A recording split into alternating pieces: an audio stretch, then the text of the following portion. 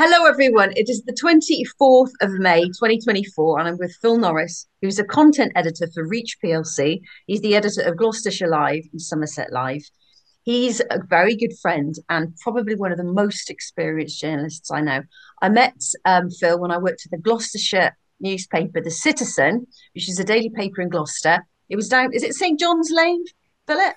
Phil? It used to be in St John's Lane, and it used to be a daily newspaper. It's now a weekly newspaper, and it doesn't have an office. Oh, I work.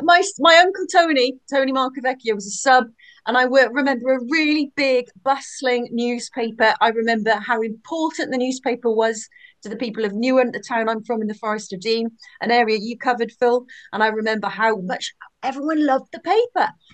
It was really, really important and valuable. And you'd say if any big story happened in the area, or there was any corruption or injustice to expose, we'd say we'll call the paper. It had a really important relationship in my community, that newspaper. But you obviously went on to do many other. You went on to the Echo. You went to in Oxford. You've done nationals, and now you're the editor of Gloucestershire and Live and Somerset Live. Have I introduced you properly there, Phil? Can you just expand on your career a little bit there? Because I haven't spoken to you for a long time. And for anyone watching, because we've got lots of people who are going to be coming to questions. This isn't just an interview that I got with Phil. This is a question and answer session. So I'm just going to do a little bit of a chat with Phil first. And then I want to actually come to you guys on the screen for you to ask your questions about basically the landscape when it comes to the media right now. We're going to be talking about, and I've asked you, Phil, these Facebook groups are really interesting. I feel that they've taken over, especially in the town of Newark, for example. Instead of the Citizen newspaper being really important, I think Newark Notice Board, and that's a picture that I think is the same, is mirrored all around the country. Really, these Facebook groups that are run by volunteers. They're like the editor of the local paper now, but they're not journalists. What's happened with staff? I know the BBC have been taking some staff from you. You've got issues with Facebook and Google. What are they? I know the Press Gazette have reported that Gloucestershire Live are doing incredibly well. I believe you're the 42nd largest brand with an audience of 3.4 million. The only media brand growing is Gloucestershire Live and LBC, according to recent figures. How are you coping with AI? How AI is going to change what you do?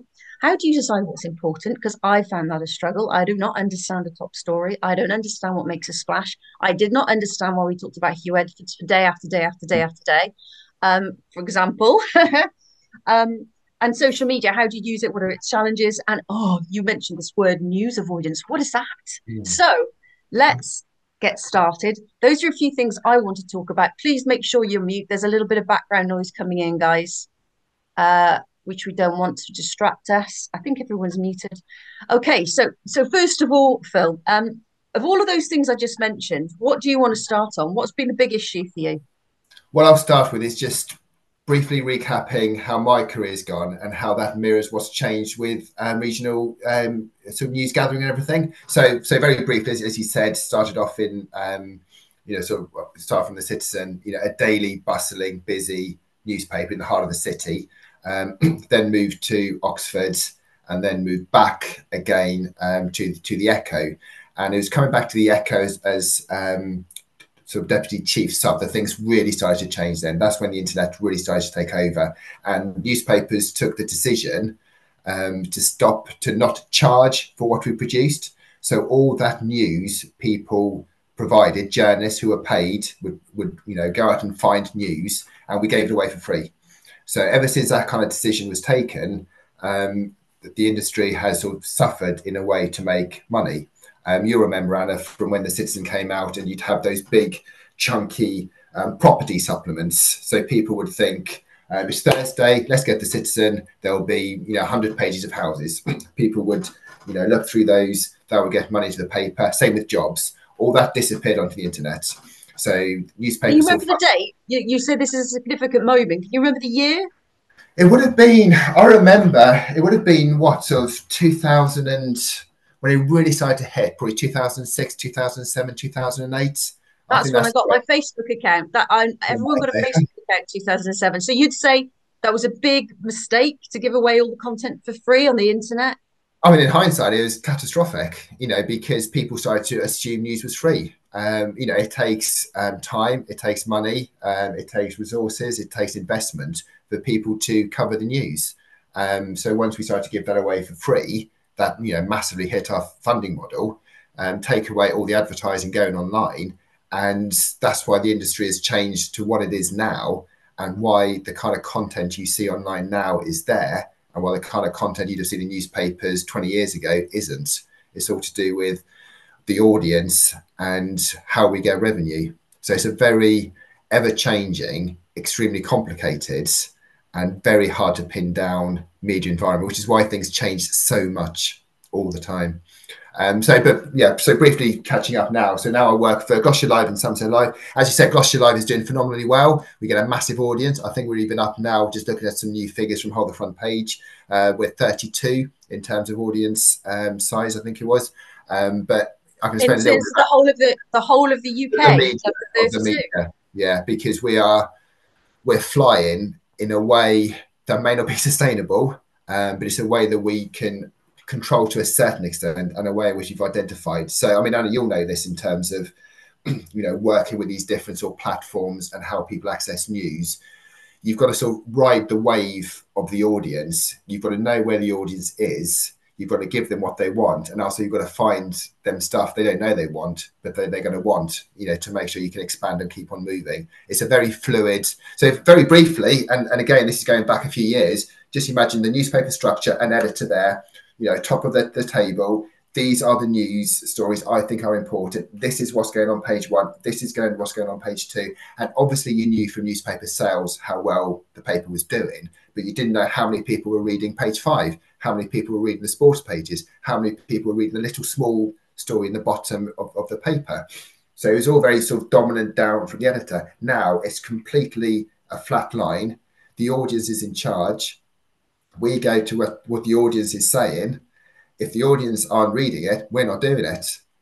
If we're not doing it, and so we have to go to where the audience is. We are a completely sort of data-led organisation, and what we've got to balance is getting an audience, getting our revenue, and still trying to do the best we can in terms of proper journalism, properly finding out what's going on, properly raising issues which are important to people, and giving people the knowledge and the facts so they can make informed decisions. So it's a very difficult, very tricky balancing act that we're doing. It's so interesting. It's so fantastic to talk to you, Phil, because if you're 32nd in the whole of the country and you only cover a patch like Gloucestershire, you're doing very well, surely, because you manage Gloucestershire Live. So you've obviously got the secrets. We need to know these secrets if you could share them with us. So you talk about you're examining the audience, riding the crest of the wave to see what they're interested in. So give us an idea. What are they interested in? I can do that to you literally now. So if I look at the figures, which is like my ECG. So at the moment, I know there's 1,118 people on Gloucestershire Live at the moment, and I know the story they're reading the most is a health story, because we're doing really well with health stories. So we've got 593 people reading a story, popular supplement linked to higher heart and stroke risk in UK. So that's not a local story, but Gloucestershire Live has sort of built an audience around health issues. So that's one of our top stories. We've also got a story about Ruth Langsford and Eamon Holmes. Again, nothing to do with Gloucestershire, but we've got an audience that's interested in celebrities and TV. So we keep on doing those kind of stories. And then more local stories, a sad story, a Gloucester builder killed when a wall collapsed in France, a bit on COVID. We've got health advice and Gloucester Rugby. And Zara Phillips. So those are the things that people are reading about. And once we identify those topics, we will keep on doing those stories to get the audience. So, and with your hat on, Anna, in terms of, citizen journalism and power of people away from, the mainstream media, people are dictating what people are covering by what they're reading. So it's the audience who are leading us. So when you see, so like you mentioned about Hugh Edwards, why was Hugh Edwards everywhere? Because every time they did a story in Hugh Edwards, they get a massive spike and they think the audience wants more Hugh Edwards. Replicate that with Meghan Markle, Philip Schofield, all those kind of people. It's the audience is taking us sometimes to places we don't always want to go necessarily, but Well, that's where listen, it's this is so interesting. Sorry, the cat was making a load of noise yeah, then. that's right. This is one thing, right? Listen, this is really interesting for me. Graham, who runs a hyperlocal, why have people lost interest in local news so much though? Why? I don't understand that because do you know the other thing is people going on about the US elections and they seem more interested in them and Trump than they do about what's happening in this country. So what I'm trying to say is why do you think there was a decline in local news? Because when I was at ITV, they got rid of ITV Central South. Do you remember Wes? And they Mhm. loved ITV Central South in Newen, and they loved The Citizen. So it had a real value to the community, to the audience, and it was really good for ITV to have that local presence. It may not have made them a lot of money, but I think in terms of their brand, it was powerful to have that local identity. And the same with the Citizen newspaper and Reach. So why has local news just been taken over by volunteers, really, in terms of you've got your Facebook groups? Why isn't there such an interest? You can't underestimate the fact that we do have a big reach still, and even though things have changed, like I said, those kind of figures in terms of how many people we reach, and we do. So we've got those headline figures which we mentioned. We're getting hundreds of thousands of page views a day, but we also with the analytics we get, we can really zero down to who our local and loyal audience are. So we know that every day we're reaching around 67,000 sort of local sort of people in terms of those statistics, which probably will be equal to maybe even more than the Citizen days. The Citizen used to say, well, like 30,000, maybe the Echo 20,000. Obviously, those papers will be read by more and more people. But the appetite for local news is there, as you mentioned, with those local Facebook groups. We had a challenge economically in terms of making the model work. The days of having 12 reporters covering Gloucestershire are long gone. So there's other sort of tricks of the trade, we can use. So I mentioned about some more national stuff, health stuff, finding an audience that way, which brings the revenue. So we can still invest in local news gathering. So we do still have reporters. We still do have people covering, council meetings. We have people going out and talking to people. So we still do have that, just in a much smaller way and relying far more on other sources of news which come in from different directions to sort of build up our audience and keep it going. We're going to come to questions in a minute. Just one last question then. How many reporters, for example, would you have covering a patch like Gloucestershire at the moment? Are you able to give us an indication of Yeah, I what it mean, was like, say, when I went there? I remember a very busy newsroom for Gloucester compared to what it's like now. well, if you imagine probably at your time and my time at that time, which is probably almost the peak, you'd have had, editor, news editor, deputy news editor, assistant news editor. You'd have had education reporter, health reporter, crime reporter, local government reporter. You'd have had district reporters, so Newent, Forest of Dean, Cotswolds. You'd have had general reporters and you'd have had trainee reporters. Now we've got me, we've got a reporter, Kim, we've got a Facebook community reporter, which is sort of funded by Facebook, Will, and we've got a local democracy reporter who's part funded by the BBC. So that's it. Yeah. So I think that surprises people, even if they look at the website and they see how much stories we have. But what we do have is a regional group. So we're part of the Southwest. So there's like a network newsroom, and they provide breaking news, which goes to them all. We've got a central, which I used to work for, the national side of things. So there's stuff happening nationally. We get versions of that. We get PA, we get news agencies. So there's a wide variety of people we can draw upon. But in terms of all the reporters could fit in this room easily, whereas before you remember the size of the offices, and that's in common across most newspaper groups. Really So you interesting. can, I've got so many okay. questions to ask you. Please, can you put something, could you raise your hand, either physically raise your hand or put a little yellow hand up if you've got, right. We've got a question here from Matilda. Could you come and join Phil, Matilda, and ask your question? Hi, Matilda. With that. Hi. Hello. Hello. Hi. So I'm an amateur reporter, and there was a train derailment in Grange over Sands, and I went and reported on it. I did a video on it, and I did get quite a good viewing figure. I got about 50,000 on it. and it was good. But the thing is, I can only like sort of make it locally, like people who are interested in trains, sort of thing. So how would you say for somebody to like get further, like broader field interest, like national, like for example, as well, my music. You can produce a brilliant, absolutely stunning song, but it doesn't necessarily mean everybody can hear it. No, I mean, I'm not sure about the music, but on the news side, what sites are absolutely desperate for is like video and survival. So you said you had a video of it. Yeah, I did a video on my YouTube channel. Okay, did you pass it on to a regional news site? Yeah. Yeah. Yeah, and how do they use it? Well, they never did respond. Really? They didn't respond, and she had. Sorry, I'm a mother. She had 50,000 views on it. It was Yeah, obviously an interest. You had 50,000 page views you had 50,000 views on your YouTube channel. Yeah, and we really.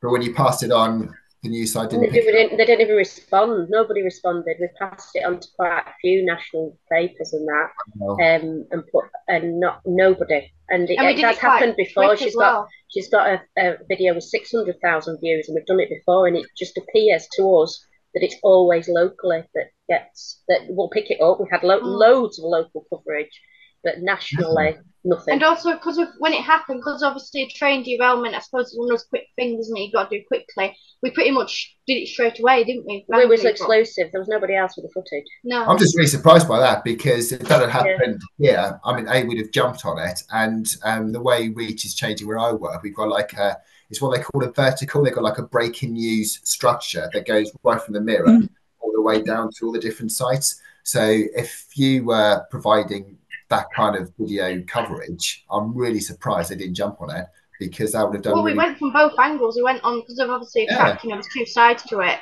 We went really we even went on. Well, there was exclusive. There was nothing. We googled it. There was nobody else with the footage at all. You need to know. But we know to send it to you next time.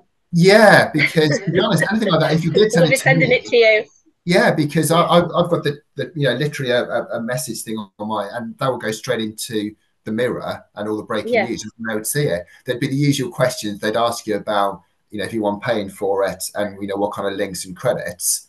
But yeah, it's a lot of things is knowing people, knowing who to send it to. If you send it to like a generic email address, it may not be picked up, or there may just be hundreds of messages. If you've got someone specific, i.e. me now, you can send that to me, and I can put that straight away within seconds into this chat. There's everything from the Mirror to the Manchester Evening News to Bristol to Devon, the entire country pretty much. So what national news do you got access to, Phil? Mainly the Mirror, is it? Yes, Mirror, Express, OK, Manchester Evening News. But in terms of those, the national newspapers that we also work, so a story that goes on the Mirror could also go on Glos Live and vice versa, depending on their specific audiences and what interests them. Brilliant. Fantastic. I'm gonna. Did that answer your question? You. Yeah, definitely. Thank you. We're going to go over to Annabelle now. Annabelle, could you ask your question? It would be great to see you, Annabelle, if possible. Thank you, Annabelle. Hello.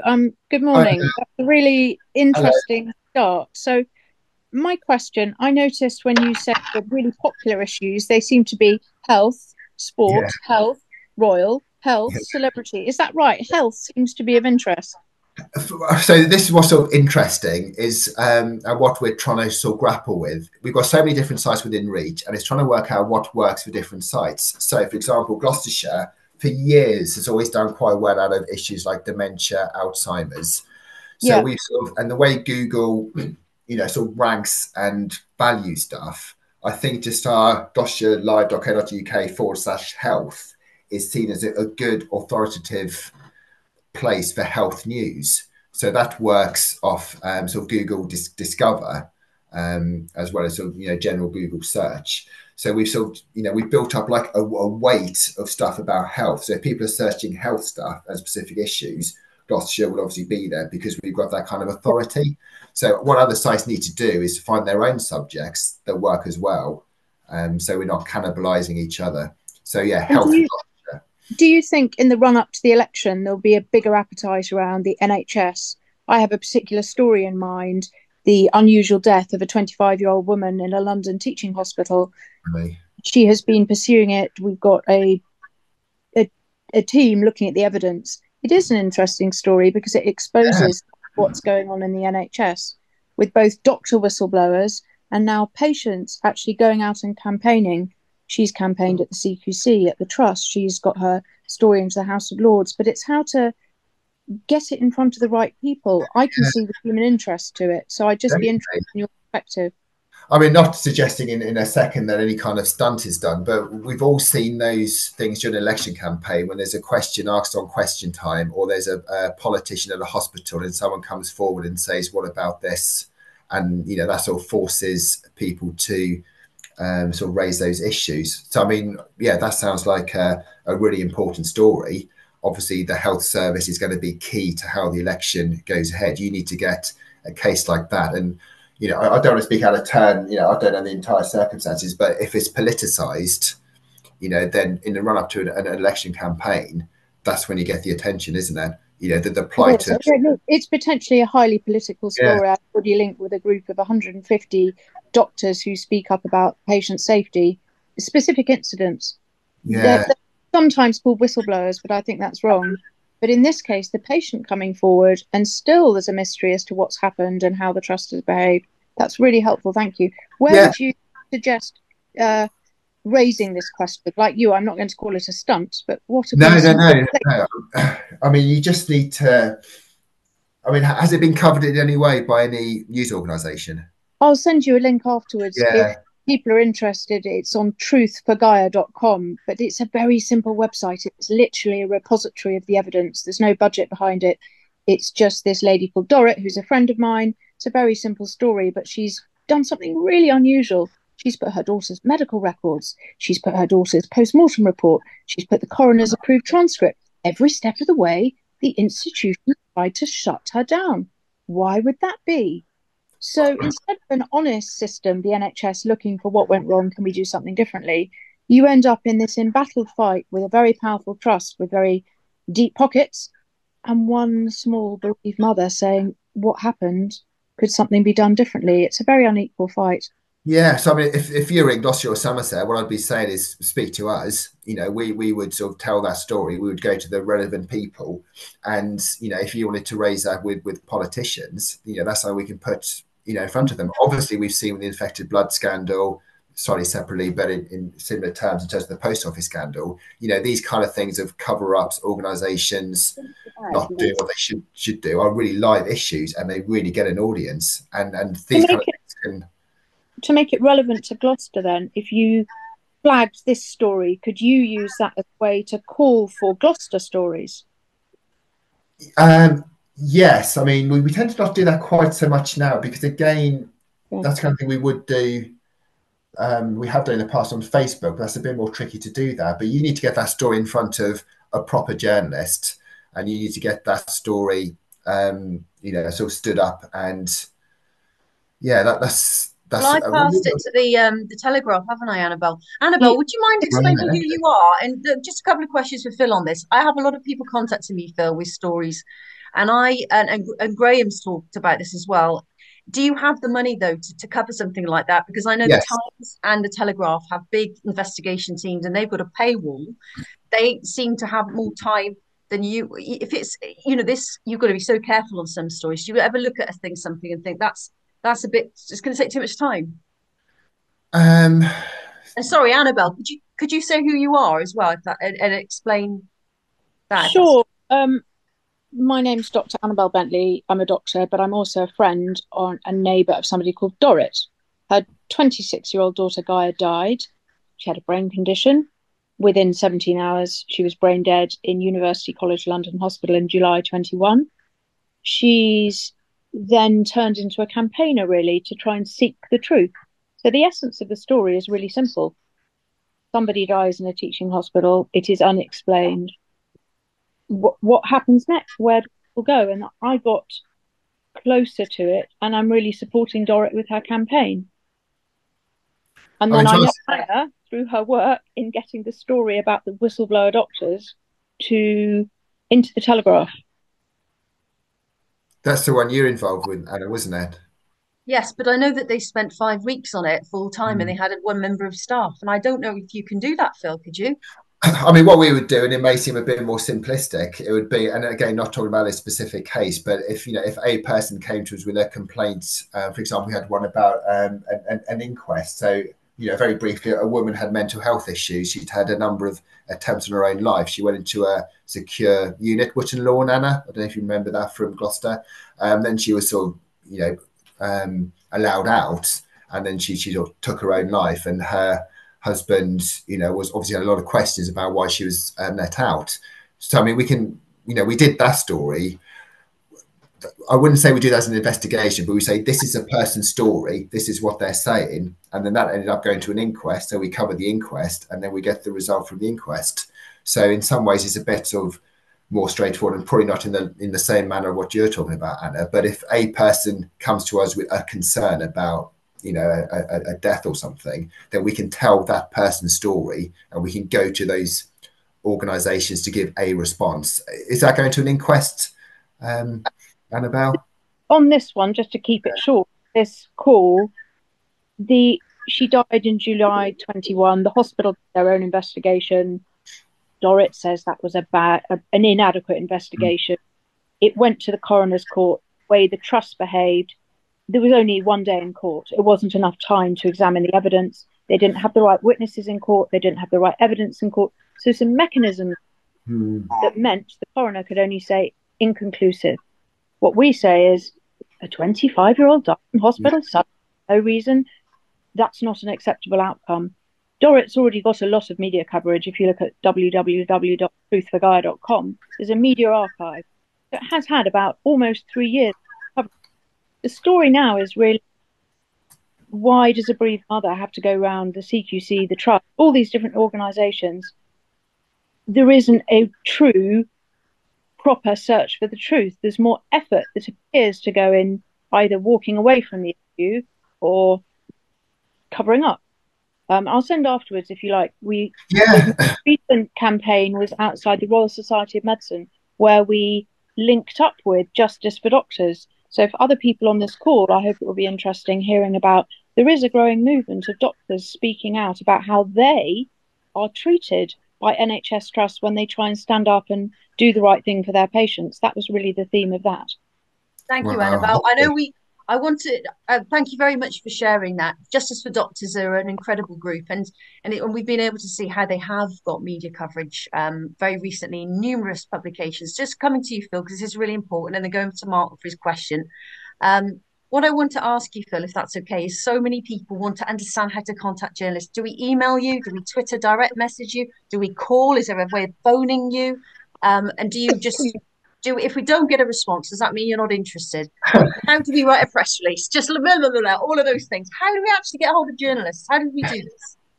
It is incredibly difficult, and it's without making excuses, it's just the sheer weight of stuff we get in. So stuff really has to sort of leap out. The personal approach is always best. Definitely the personal approach.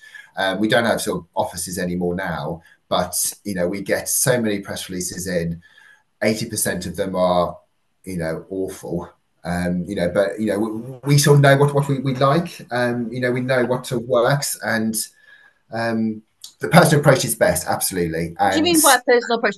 So can we write it? If a member of the public writes a press release, because Graham's helped with that, would you read it, or would you go, no, that's not from a PR agency, I'm not going to take any notice of that? We would pick up on things which tap into what we know works for our audience. So talking completely generally, anything to do with like pubs, hotels, places to go to. If you mean press releases in the sense of, promoting a business, or do you mean press releases in terms of people wanting to tell their own story? Because people can contact us because they've got an issue, in which case, is it better just to say, my name's Anna, and I don't know, I've got a problem. I've noticed someone fly tipping loads of stuff or something. Yeah, so I wouldn't see. To try and write a press release would probably be difficult, wouldn't it? If I'm not a journalist, yes, so just say hi, Phil, or I've got something I think you might be interested in. So really simple, straightforward email explaining what the story is probably a better approach. I wouldn't use the word press release. If you got in that instance, what we want is, are you going to be named? Are you going to be pictured? Have you got pictures of it? and can you articulate yourself well? So if you come with an issue, I've got this problem, I'm willing to be named, I've got pictures of it, I've got video of it, and you engage with the audience, with the reporter who will be asking you questions, that would work, because we want pictures. So like that derailment thing earlier, if you see something, and we get it all the time, whether it's people park badly, or a road that's been closed, or a massive sinkhole, or a fire, if people just contact us with that kind of stuff. And we get quite a few people doing that on Facebook. So if there is like a crash on the M5, they'll post a picture. But I see that different from like a press release, which is someone trying to get coverage in the paper or online, because we don't have 60 pages to fill like we used to. Thank you very much. I'm going to go over to Mark now for his quick question. Quite quickly, Mark, just because we've got about 3 minutes for each question, and then we're going to have to finish. We've got 10 minutes left. Okay, no worries.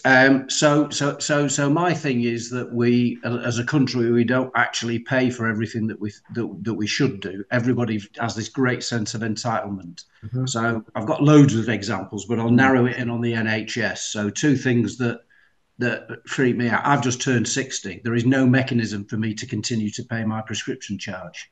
It's ridiculous. Yeah. As in you get it automatically free now? I get it automatically free. I've been to the chemist and said, I don't want it free, I want to pay for it. Well, you can't. Well, that's just ridiculous. Okay. Second one, whenever you go in hospital, why isn't everybody charged for the food? It's ridiculous.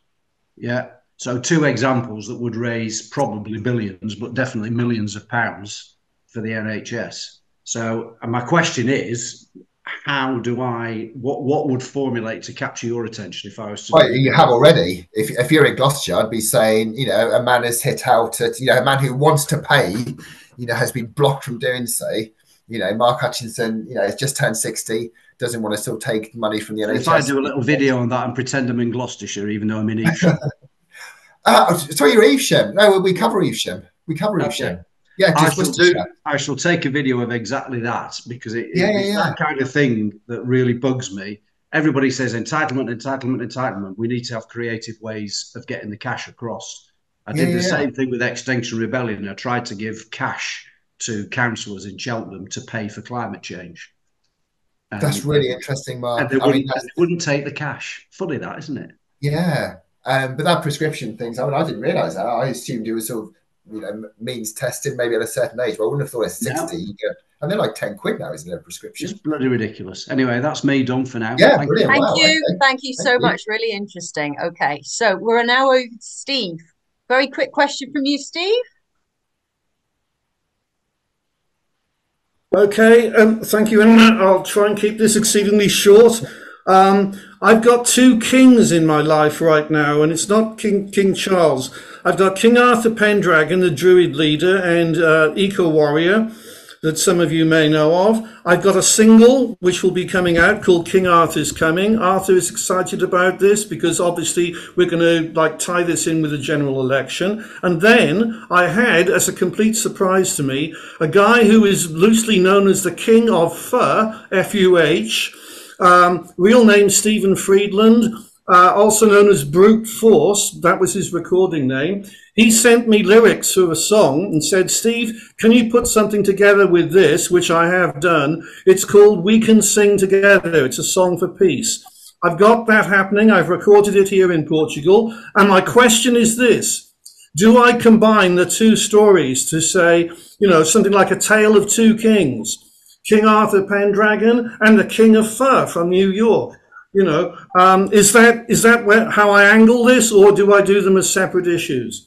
It's a good question. It depends what kind of publication you're looking at. In terms of where I am, regional news, King Arthur, a little bit Somerset, a little bit Glastonbury. There may be something you can sort of hang it on around. You're not doing any connection with Glastonbury, are you? I am, yes. Listen, I've actually just sent my book. This book has just gone to Emily Evis, who, of Glastonbury. Yeah. And it is expected. I've been talking to somebody on her team. So I have actually also performed at Glastonbury several times, and I was the MC for the Avalon stage, 2002, 2003. So Fine. yeah, I have connections there.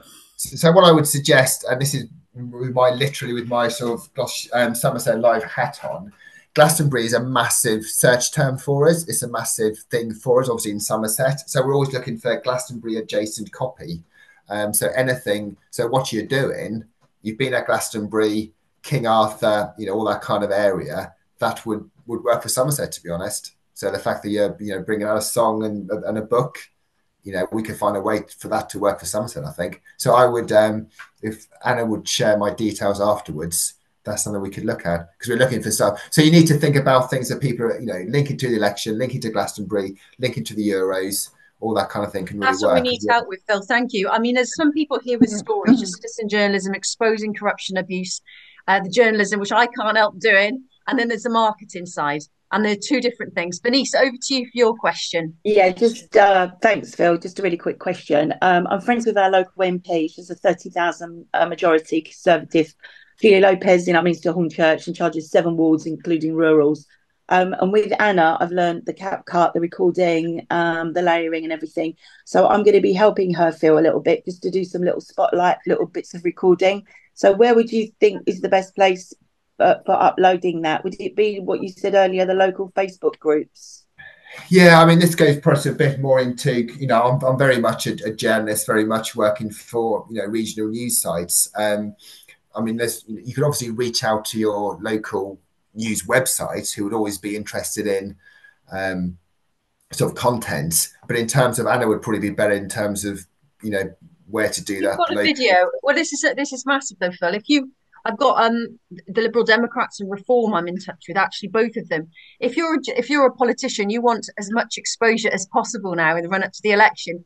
Would you cover how do you deal with politicians approaching media organisations with puff pieces, would you call it, or trying to get publicity? We used to have Keith Raz used to hang around ITV Central in Birmingham constantly because Twitter didn't exist back then. Where can we place these political videos in the run up to the election? So the problem we have is resources. So very briefly, I mean, and again, you'll remember, in terms of, say, like Cheltenham, we've got a sitting Tory MP, a Lib Dem challenger.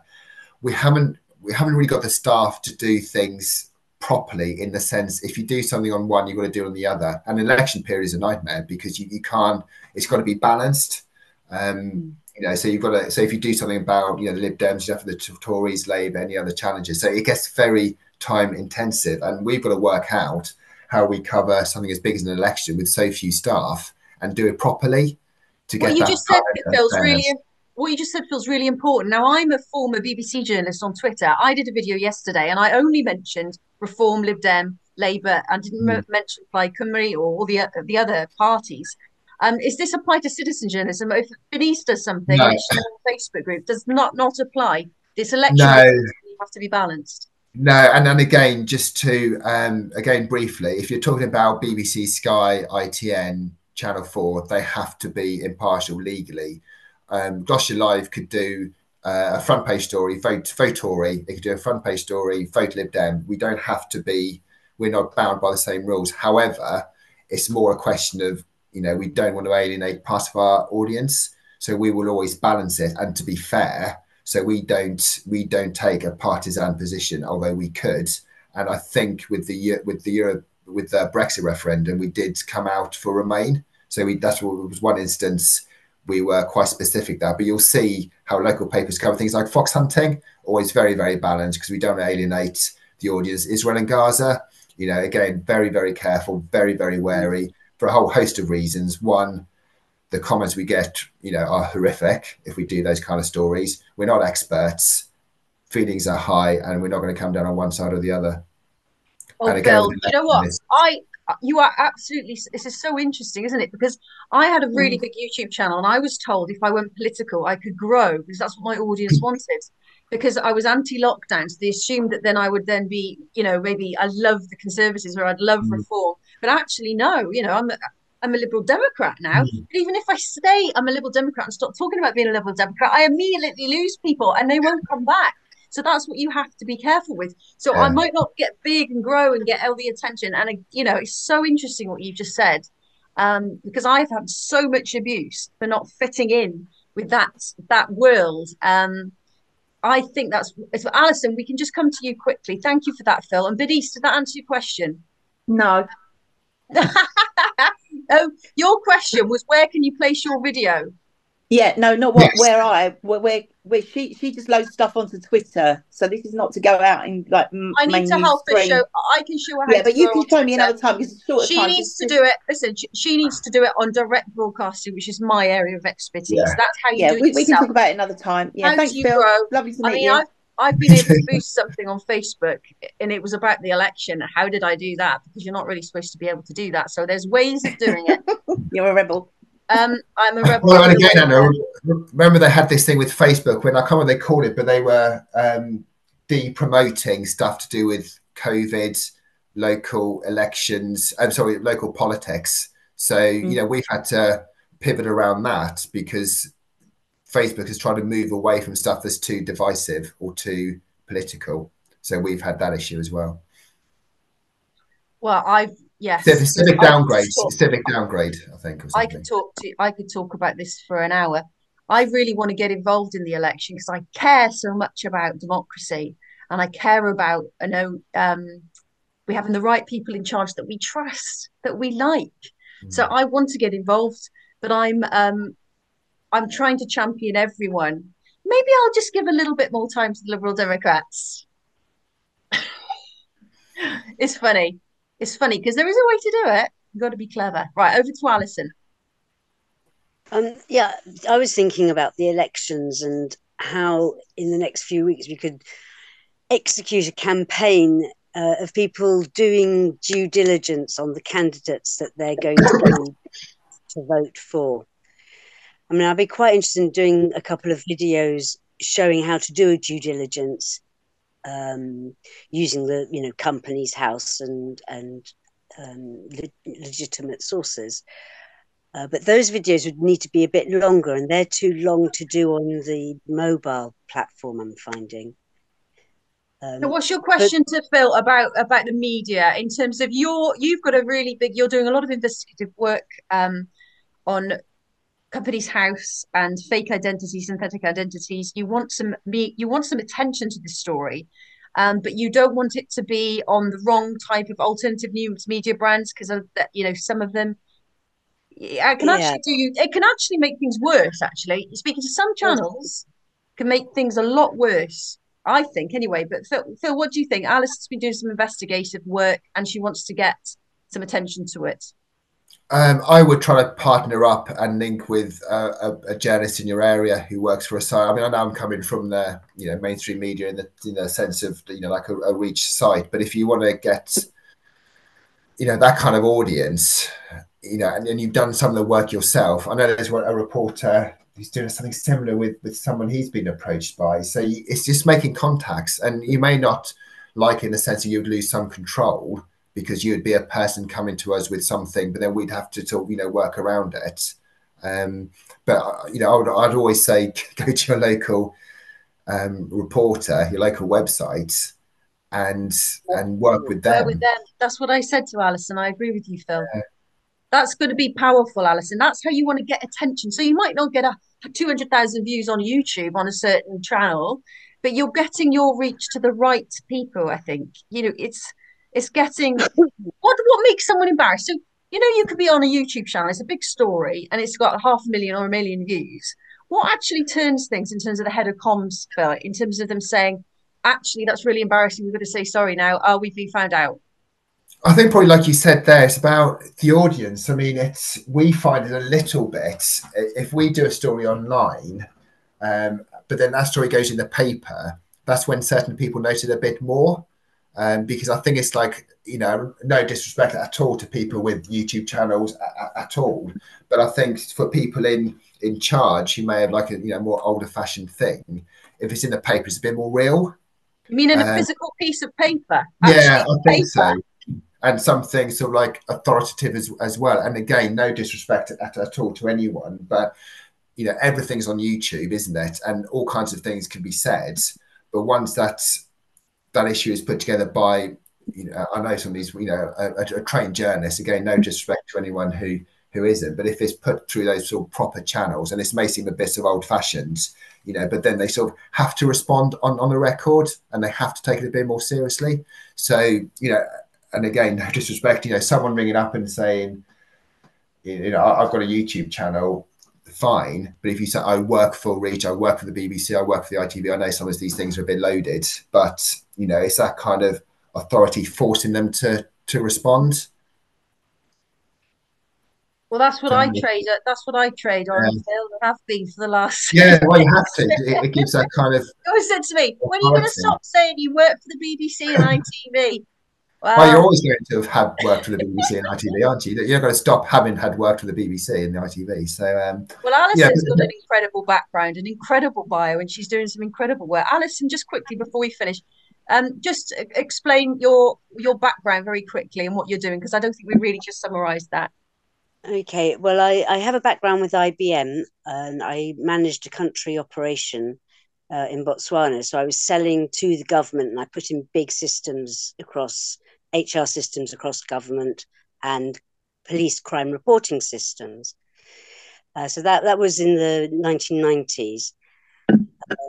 More recently, I've been spending a lot of time in Companies House and finding, because I'm a systems engineer, I've been trying to unpick why fraud is such a big problem in this country, because it is the common crime. And most of it's actually done within the public sector. So I started investigating, doing due diligence on individuals in positions of control in the public sector. And I found that most of them are using multiple identities in Companies House. Now, that's against the law. There's a section of the Companies Act, section 1082, that says you must have one unique identifier, not multiple, because what it does is it conceals your interests. So what's happened is that people with multiple identities have got a huge linked network, which isn't being audited as such when it should be. And so essentially a coup has occurred with these people with multiple identities in positions of control. The due diligence I'm working on right now is the head of the chief executive officer of Ofcom. And wow. She has, 2 identities. The head of HMRC, 12 identities. My MP, 5 identities. Rishi Sunak, 3 identities. His wife, 2 identities. Wow. Okay. That's absolutely fascinating, and that's why, you know, very briefly, I think we're falling behind. I think that the fact that there's people like you doing that kind of work. I mean, I know Alice, Anna, you worked with the Telegraph in their time, but we wouldn't have time to pay anyone to do that. No. And the audience you're getting from that is terrific. You know, I may be a bit of old fashioned, even though I work for, you know, a digital company, but that kind of work is incredible. And all credit to you for looking into that. I mean, I'm publishing on Substack, but I'm, you know, getting a handful of listeners. I've forwarded it to the Telegraph and the Guardian, etc., and I've had no response from anyone. The problem is that I've put in complaints to Parliament, the Commissioner for Standards, particularly when, I mean, they've taken some action in terms of making people declare interests that they hadn't previously declared, but they're not addressing the fraud of it at the heart of it all. And as a result, we've got a whole bunch of fraudsters running the country, and we have an opportunity this election to check them before we re-elect them. Well, Alison, you've broadcast here. I'm putting this on YouTube. I realised that we've gone over by 4 minutes, guys. So I would listen. I think people would pay for this, Phil, but I don't know if you're staff and you're able to do freelance work, because people just want to understand. We're at such an interesting time, aren't we, guys, in terms of the media? All of these things are coming to light. All of these amazing stories. And we're all on social media. We've all got the power, but sometimes we're just not breaking through. And I think there are some really important stories out there, especially when it comes into injustice, abuse, corruption. And we could really do with your help. And we have had your help today. So, Philip, thank you so, so much. Whether it's marketing or citizen journalism, that's what this channel's all about. I hope you guys have enjoyed it. Last word to you, Philip. So I just want to say on that line, based on what you said there, if some of the citizen journalists you work with, if they're willing to lose a little bit of autonomy and a little bit of I'm doing my own thing and partner with other sites, that could be a way to get a different type of audience. You know, that's what I would suggest. You know, it's great. The problem we've got is they see the mainstream media as the bad guys, as if you've all gone through this mainstream media factory for bad people, and they're not. You're lovely. There's so many wonderful people. It's always cock up. It's always cock up, not conspiracy. It's always, I've never had anyone tell me what to write in any way, shape, or form. We're really open minded. We want content. We want video, pictures, people to have their pictures in the paper or online and talk to us. And we're always here to listen. I like that. I like that. Thank you, everyone, for watching. Sorry we haven't got a chance to ask more questions because I know Anna, are we allowed to say one last thing? Of course you are. Where's that coming from? Go ahead. Sorry, I'm from Matilda's mum. Can you put us in touch with Phil for his email to send the details to? Will you be able to contact us? Yes, I'll do that now. Could you email me, hello@briefsmedia.co.uk? I won't advertise Phil's email because he'll get bombarded if I put this on YouTube. Yeah. You can email me. That's brilliant. Thank you. Take care, everyone. Thank you very much. Thanks, Phil. Thank you very much, Phil. Thank you, Phil. Really thank you. That was amazing. We'll have a catch up soon, Anna. Yeah, you take care. Cheers, everyone. Bye. Thanks very much for all the questions, everybody. Thank you, Phil and Anna.